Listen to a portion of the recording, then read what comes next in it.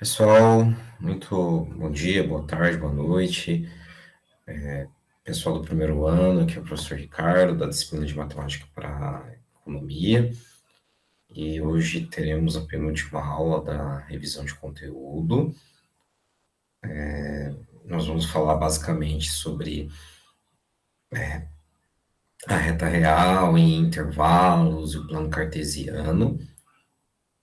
E na aula de sexta nós teremos a parte de exponenciais e logaritmos, aí voltando às aulas presenciais na UEMP, e lá na próxima semana, nossa avaliaçãozinha, tá bom? Então, vou fechar a câmera aqui, de modo que a gravação fique mais fluida, e também eu vou dispor para vocês um quadro digital, aqui do OpenBoard, tá? Vou utilizar esse quadro para explicar a aula, ok? Então, vamos nessa, vamos lá.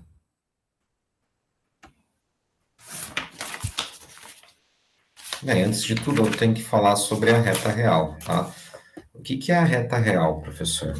A reta real é uma associação bionívoca, uma correspondência bionívoca, isto é um estabelecimento entre o conjunto dos números reais com as posições dos pontos na reta ordenada. Essa é a reta real. Lá contém todos os valores dos números reais, desde o menos infinito até o infinito. Tudo bem? Então vamos lá na prática, ó. Então vou pegar aqui uma reta, ok? Essa reta ela tem que estar orientada, ela está torta, né? Tem que estar orientada. O que é orientada, professor? Vai ser orientada a partir de um ponto chamado origem, é um ponto arbitrário. Geralmente, quando você desenha a reta, você. Só um instante que dá uma travadinha aqui no meu quadro.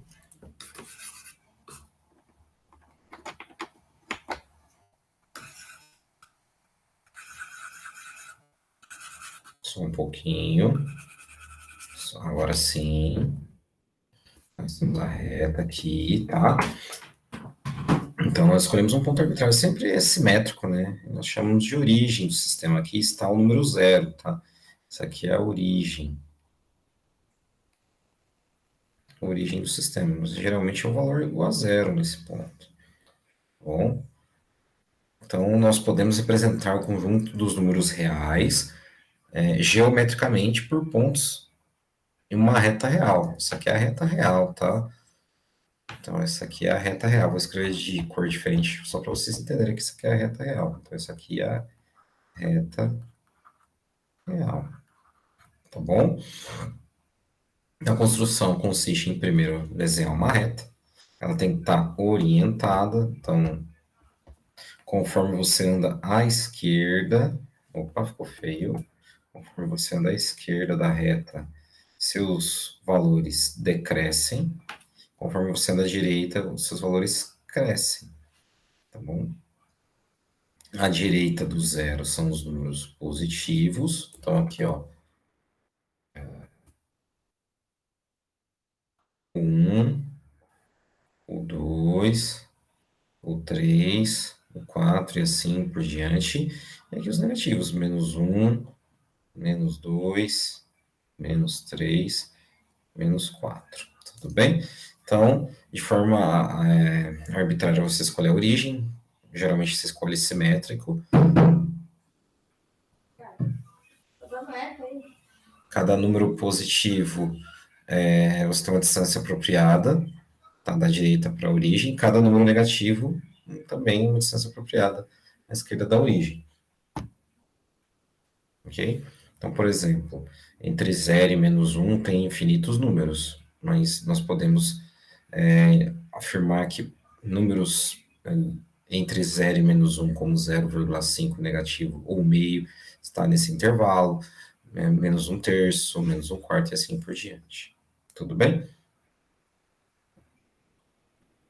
Então, uma frase que eu deixo sempre para os alunos é um número real, né? Um número real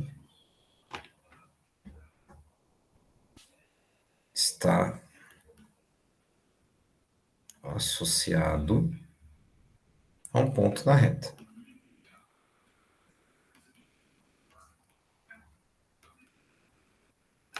Então, você consegue associar um número na reta e ordenar do menor para o maior. Então, por exemplo, o menos 4 é menor que menos 3 e o menos 3 é maior que menos 4. Daí você tem que, por exemplo, aqui, menos 7 meios, que é equivalente a menos 3,5. Menos 3,5 é maior que menos 4, mas menor que menos 3.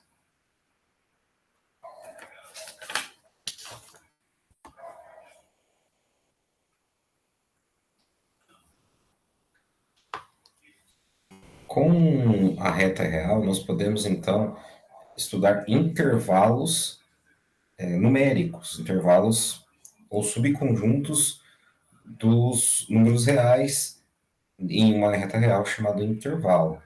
Então, vamos supor o seguinte, vamos ver intervalos aqui então. Vamos supor o seguinte, tá? Intervalo é um subconjunto de um de números, né? De números reais. Vamos pegar um exemplo prático. Então, eu vou pegar um exemplo do tipo,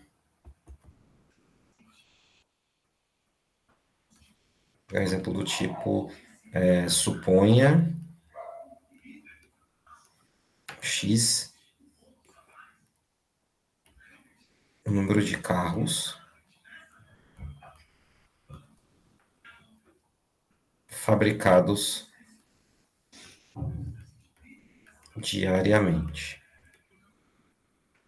Vamos supor que x é o número de carros fabricados diariamente. Então, por hipótese, né, por construção, x tem que ser maior ou igual a zero. Você não fabrica carro negativo e ele tem que ser uma quantidade positiva.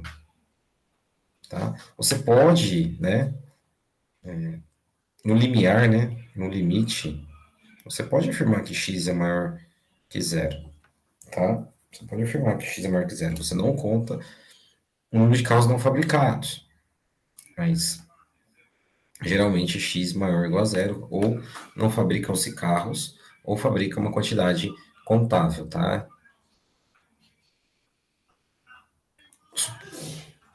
Ponha também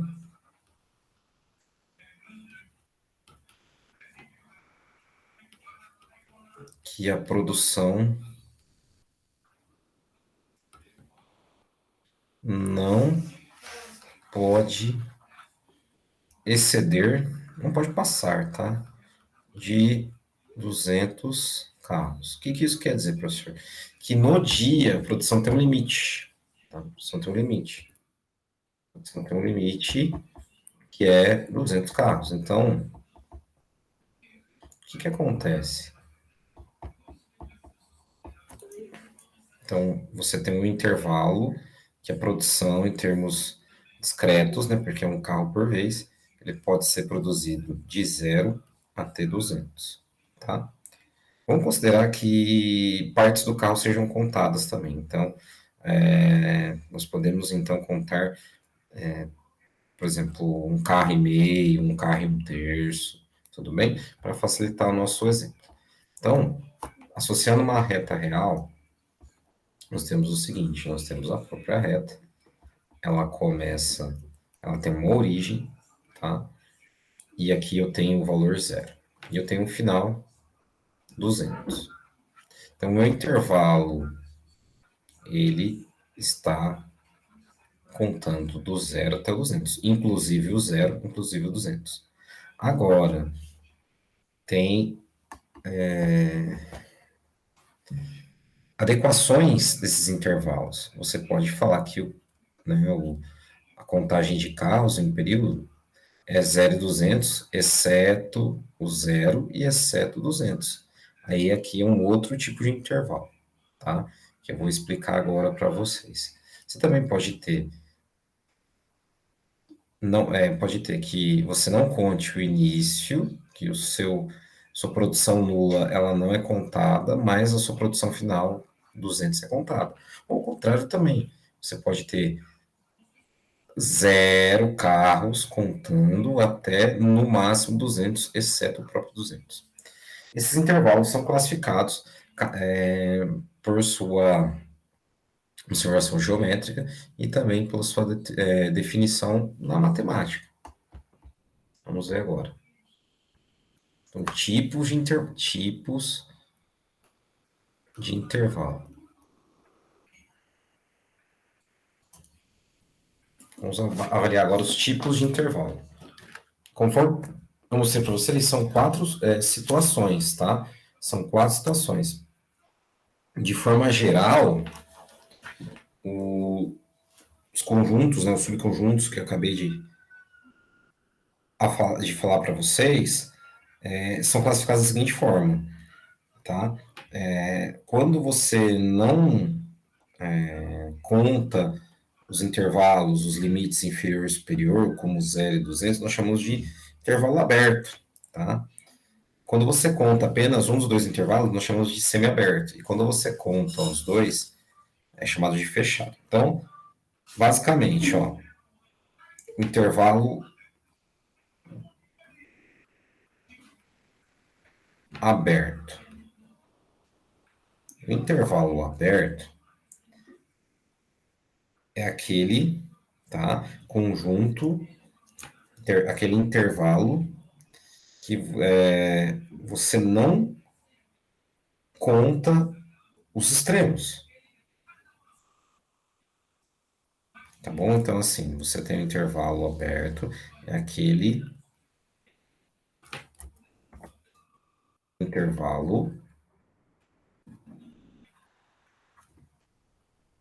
que não é contado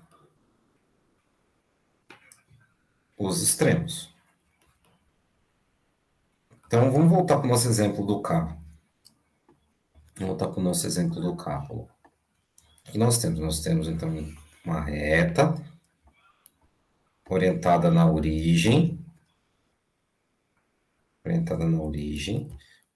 vou colocar o zero aqui, tá? E o limite é 200, só que, aí que vem a sacada.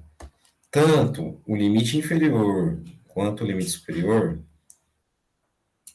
eles são bolas abertas. O que isso quer dizer, professor? O que isso quer dizer na prática? Quer dizer o seguinte, que esses intervalos aqui são bolas abertas, não é contado esses valores. E o intervalo entre 0 e 200 não inclui os valores 0 e 200. Então, ele é aberto aos extremos. Mas todos os valores que estão contidos dentro desse intervalo são contados. Então, para o nosso caso, nós temos o seguinte, que o número de carros fabricados diariamente é entre 0 e 200, excluindo o 0 e excluindo o 200. Ou seja, um intervalo aberto entre 0 e 200. Tá bom? Agora, o intervalo fechado,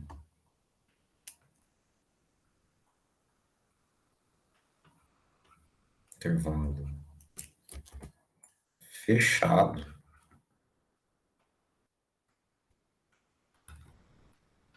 é quando se conta os extremos.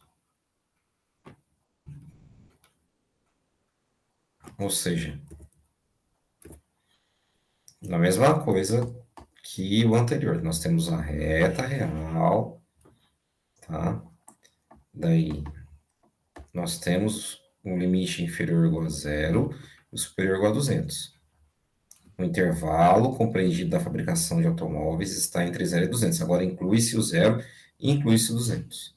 Ou seja, X, que é o número de carros fabricados, está entre 0 e 200, incluindo 0 e também incluindo 200.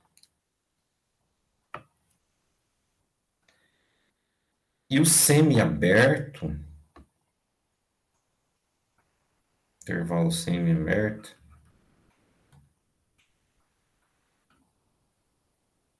agora semi-aberto é junto ou separado? Não lembro. É junto. Intervalo semi-aberto é quando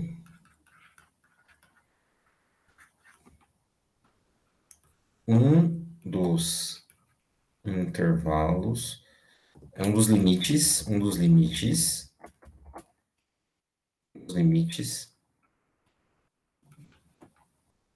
é contado.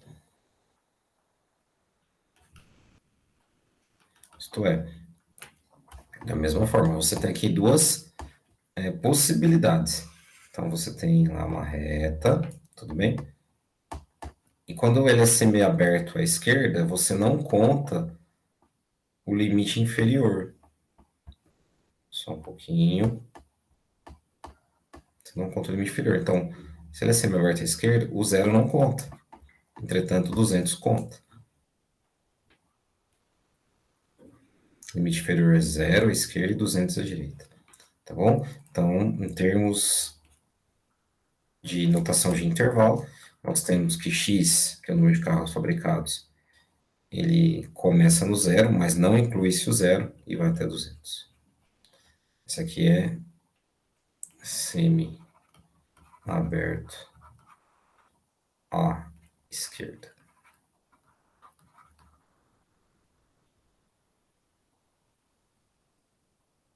Agora, à direita, nós temos o seguinte. Da mesma reta real, nós temos aqui que 200 é aberto e 0 é fechado. Tá bom? Então, de 0 a 200, nós temos o seguinte, que x, né, a fabricação de carros vai de 0 a 200, só que inclui-se o 0, mas não conta 200. Tá? Esse aqui é semi-aberto à direita.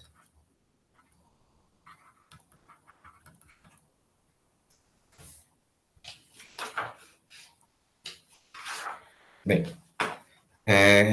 prosseguindo nessa revisão de conteúdo, nós temos então uma ampliação da reta real para o plano, né, cartesiano, que é basicamente o seguinte: ao invés de nós trabalharmos só na reta real considerado x, nós ampliamos a nossa associação de pontos por um par ordenado, tá? Então nós temos o seguinte, deixa eu mostrar para vocês aqui agora. Esse aqui é um plano cartesiano, tá? Esse aqui é um plano cartesiano que ele tem dois eixos ordenados. Esse aqui é chamado eixo das abscissas, Esse é o eixo das ordenadas.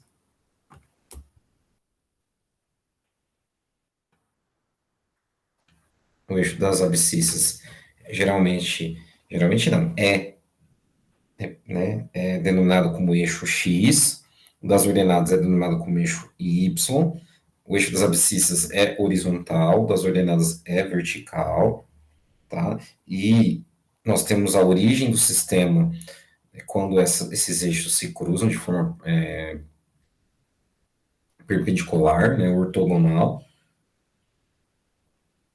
e o ponto aqui, 0 para o x e 0 para o y, onde tem o início da formação do plano, chama de origem também, tá? Então, isso aqui é a origem.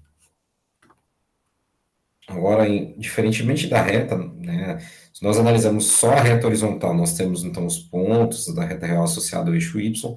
Se analisarmos só o y, nós temos os pontos associados ao eixo y, a reta do eixo y, agora nós precisamos associar de forma concomitante o x e o y. Nós, assim, temos um par ordenado, primeiro com o eixo das abscissas, com os valores dos eixos das abscissas, nós vamos ter um ponto, tá? Que é chamado ordenado porque nós primeiro temos que avaliar a posição desse ponto no eixo das abscissas e depois das ordenadas, tá bom?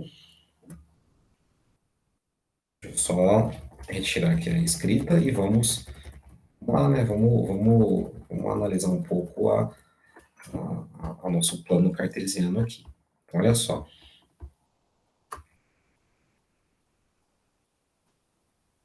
Conforme eu disse para vocês, a reta real com apenas uma dimensão, ela permite uma escala numérica, tá? Ao longo da sua reta, nessa reta nós chamamos de x. Agora nós temos duas retas, uma que é vertical, outra que é horizontal, tá bom? Então os pontos à direita, assim, vamos analisar aqui essa posição do eixo x, tá? Pontos à direita do eixo x são positivos, pontos à esquerda são negativos. E para o eixo y, pontos acima da origem são positivos e abaixo da origem são negativos, tá bom? Essa é a representação dos pontos associados a cada eixo. Desta forma, o par ordenado ele permite você ter um posicionamento de uma coleção de pontos em quadrantes, tá? Que você pode associá-los em relação ao posicionamento escalar de cada eixo. Então, presta atenção aqui, ó. Se nós analisarmos esse quadrante aqui, essa porção à direita superior do plano cartesiano, nós podemos perceber que um ponto qualquer aqui, se nós pegarmos um ponto qualquer aqui, esse ponto, ele tem uma representação, ele tem uma associação com o eixo x aí em algum número positivo, e no y também. Esse quadrante é chamado de primeiro quadrante, tá? Aonde, no primeiro quadrante, os valores de x e de y são positivos, tá? No segundo quadrante, os valores de x são negativos e de y positivo. O terceiro quadrante, ambos são negativos. E no quarto quadrante, os de x são positivos e y negativo. Professor, eu não entendi essa notação menos e mais e menos. Eu esqueci de citar que esse ponto P é um ponto P, que é um par ordenado, onde primeiro se refere a um valor associado ao eixo x e o segundo um valor associado ao eixo y, tá? Tudo bem? Então, vamos ver um exemplo aqui, ó. Vamos ver um exemplo aqui. Vamos associar pontos ao nosso plano cartesiano, então. Então, por exemplo, para nós associarmos pontos, colocar pontos no plano cartesiano, nós temos que entender o seguinte, que qualquer ponto P, qualquer ponto, A, B, C, D, C, tem que dar uma letra maiúscula para o ponto. Qualquer ponto, primeiro você vai, eu digo assim, de maneira bem informal, andar no eixo X a partir da origem, um valor, uma distância à esquerda ou à direita, e o Y posteriormente. Então, por exemplo, vamos supor que eu quero encontrar esse ponto no plano cartesiano. O x é igual a 2 e o y é igual a 1. Tá?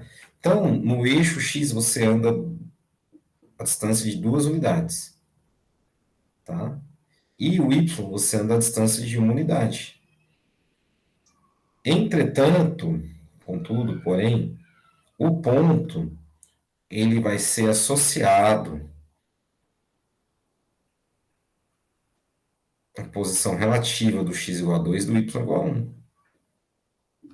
Tá? Esse é o ponto A21. Ah, professor, o ponto B12 é diferente do ponto A21? É, porque é o seguinte, no ponto B, no ponto B não, o ponto B, você anda uma unidade no eixo Y, no eixo X, e duas no eixo Y, certo? Então, aqui você tem, né, termos relativos, você anda uma distância, uma unidade de distância no eixo X e duas no eixo Y, tá?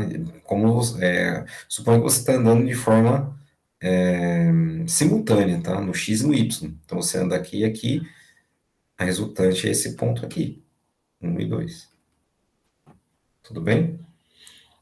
Ou seja, para você encontrar a real distância que você andou, não é que você andou até o 1 aqui, e depois você andou no 2 aqui, e você chegou aqui. Você tem uma distância, e nada mais, nada menos, é essa distância que você percorreu, certo? E como é que encontra essa distância? Daqui a pouco a gente vai ver, tá? Vamos fazer mais exemplinhos aqui em relação a posicionamento de pares ordenados num plano cartesiano. Então, olha só. Quando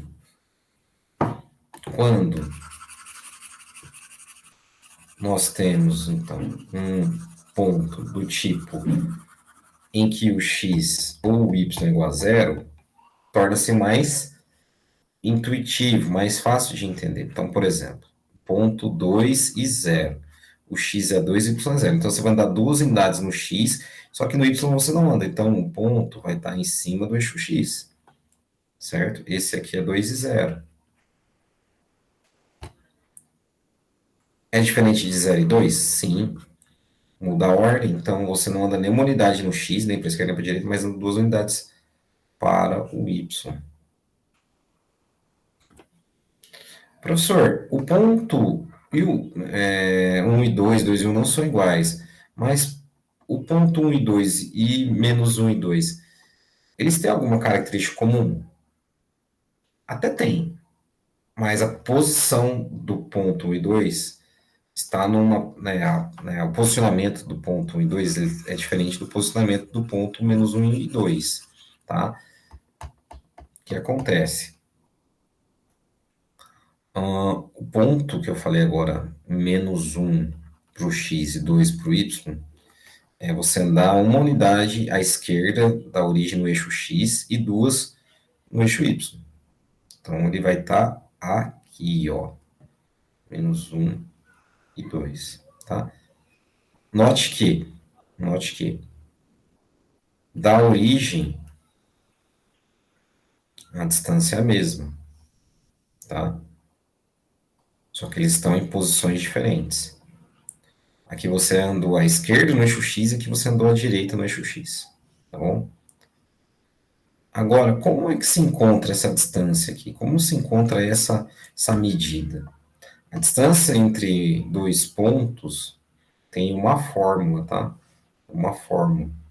A distância entre dois pontos no plano cartesiano tem uma fórmula. E eu vou explicar para vocês agora, tá? Uma fórmula bem simplesinha. Então, a distância entre dois pontos. Olha só. Só para vocês entenderem mais ou menos como é que é.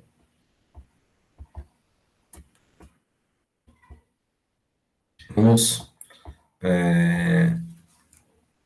avaliar a distância entre esse ponto aqui, P, 3 e 2, e a origem, tá? 0 e 0. Então, eu tenho essa entre dois pontos passa uma única reta, tenho essa reta aqui, é a distância entre esses dois pontos. Veja só uma coisa. Tanto no eixo X quanto uma paralela no eixo Y, forma-se um triângulo retângulo, tá? Forma-se um triângulo retângulo.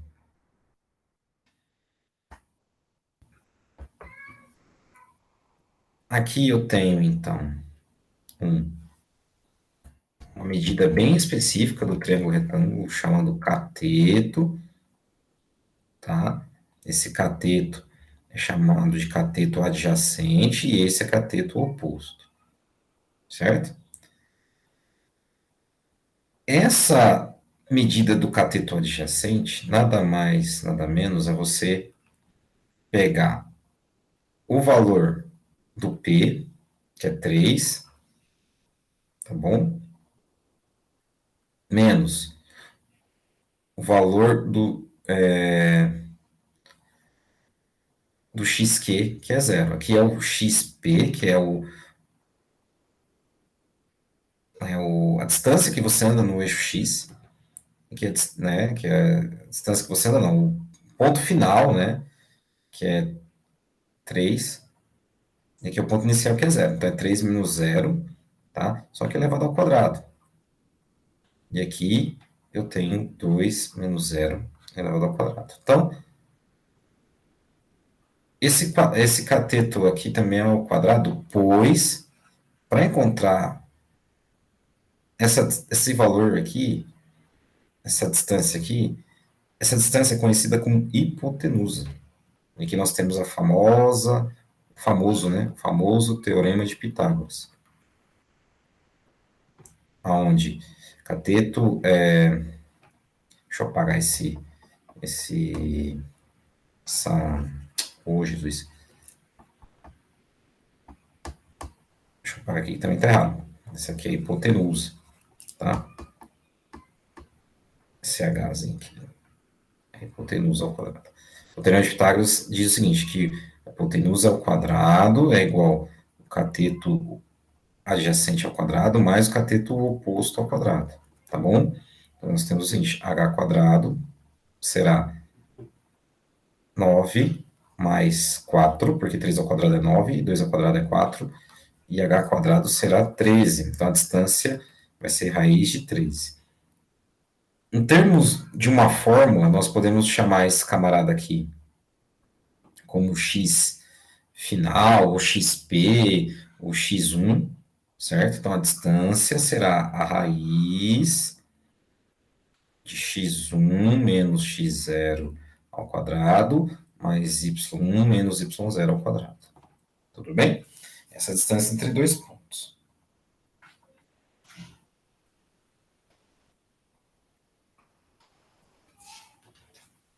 Por fim, galera, como eu estou falando entre dois pontos, entre reta, é interessante falar das retas em termos da sua declividade, em termos de uma reta não vertical, em retas paralelas, enfim. Formalizar um pouco sobre retas, tá? Como, por exemplo, nós temos então um plano cartesiano e temos uma reta não vertical, ou seja, uma reta que tem inclinação, que passe por dois pontos, por exemplo. Vamos supor, 2 e 1 e, sei lá, 4 e 2. Tudo bem? Dessa forma, nós temos uma reta. Não ficou tão boa. Deixa eu passar de novo, mas ela acabou aqui. Ó. 2 em 4 e 2 dá uma reta que passa pela origem. Não quero isso por enquanto. Não. Vamos por 4 e 3, então. 4 e 3. Vamos supor esse ponto aqui. Eu tenho uma reta que passa por esses dois pontos. Vamos ver se vai dar certo, tá? Então, eu tenho essa reta aqui. Então, eu tenho dois pontos aqui, vamos analisar. Tem esses dois pontos aqui, o A,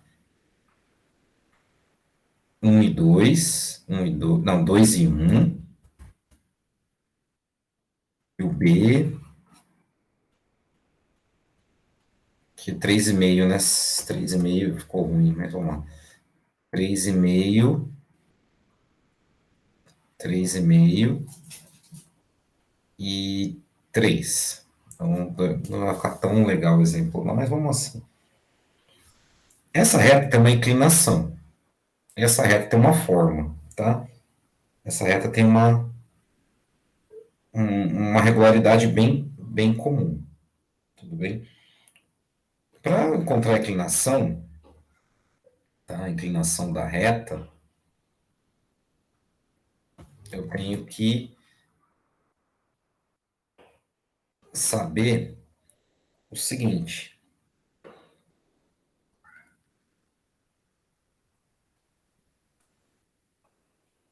tem que saber essa taxa de variação em relação a y e essa taxa de variação em relação a x. A inclinação nada mais, nada menos é a razão da taxa de variação do y sobre a taxa de variação do x. Ou seja, y1 menos y0, x1 menos x0, tá? Professor, mas quem é esses camaradas aí? Quem é y1, y0, x1 e x0? É simples. Você chama ponto A como x0, y0. E aqui x1, y1. Pronto. E agora basta substituir os valores para encontrar a inclinação. Tá bom? Então, olha só. O y1 é 3, o y0 é 1. O x1 é 3,5, o x0 é 2. Então, eu tenho 3 menos 1 é 2, 3,5, menos 2 é 1,5, que é 2 dividido por 1,5, tá?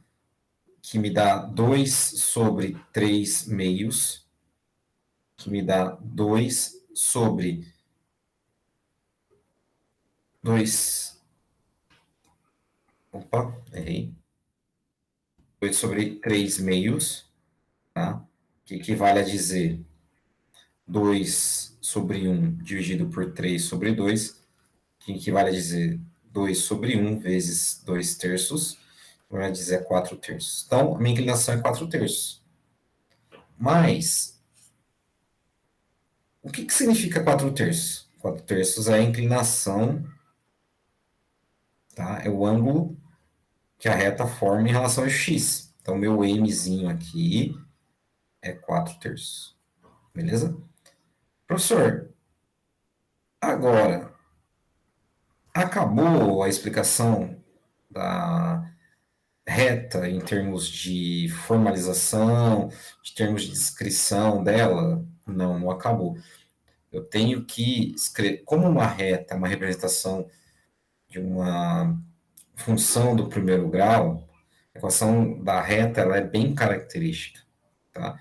A equação da reta ela tem a seguinte forma, tá? Equação da reta ela tem a seguinte forma: você tem lá os valores de y, que você sabe dos dois pontos, que será igual a sua inclinação vezes a diferença dos valores dos dois pontos. Quando você tem a inclinação, você toma um ponto como verdade e o outro você deixa em função do y e o outro deixa em função do x. Então fica assim, ó, y1 menos y igual a m, x1 menos x. Onde essa descrição, substituindo os valores, você tem a equação da reta, dessa reta em específica, de modo específico, e para qualquer dois pontos você consegue escrever a reta associada a esses dois pontos. Então, nesse caso aqui, nós temos aqui o m igual a 4 terços, nós podemos tomar o y1 e o x1 para escrever aquela reta. Então, olha só, nós temos aqui y1 igual a 3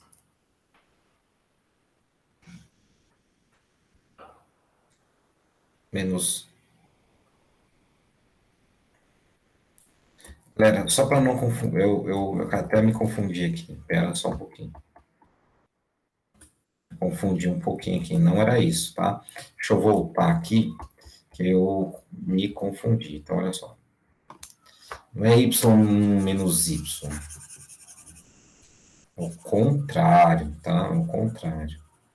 Então, a equação da reta, novamente, eu voltando, porque o professor pode se enganar. Você chama esse y1 de y e chama o x1 de x. Então, fica assim, ó, y menos y0 m x menos x0. É o ioiô me xoxô. Agora sim, tá? Você usa o y0 e o x0. Principalmente você usa os valores iniciais. Então, você tem um m igual a 4 terços. O x você deixa quietinho. Dá para fazer com y1 e x1 também, tá? Mas eu não quero causar polêmica para quem aprendeu isso no ensino médio dessa forma. Então, nós temos o seguinte: o y0 é 1. O y0 é 1 e o y1 é 3. Então, aqui é y menos 3 igual a 4 terços de x menos 1. E aí é só fazer a continha, tá? Fica assim, ó.